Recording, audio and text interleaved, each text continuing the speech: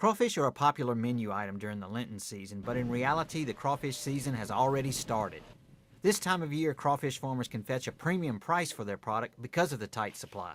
Probably after the first of the year, more farmers will be fishing, the volume of the catch will come up, the price will start to moderate a little bit more. A key to a successful crawfish season is a wet late summer and early fall when crawfish are submerged in their burrows with their young.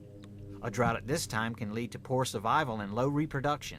August, September, October, we had plenty of rain, which is actually good for crawfish.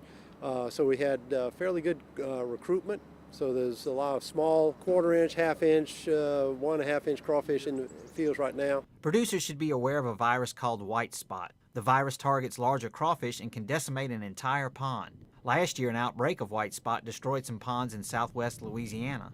It affected maybe 10 to 20,000 acres out of the whole state last year. In the whole state, we have somewhere around 240,000 acres of crawfish production. Shirley says white spot only affects crustaceans and poses no threat to humans. Crawfish acreage has been trending up, and producers have increased management efforts to enhance their catch. Really good management of crawfish ponds. They typically are somewhere 600, 700, 800 pounds per acre. Okay, a few guys make even more than that. In cold water, cutfish is the preferred bait. When the water warms during spring, producers will switch to a manufactured bait. With the LSU AgCenter, this is Craig Gautreaux reporting.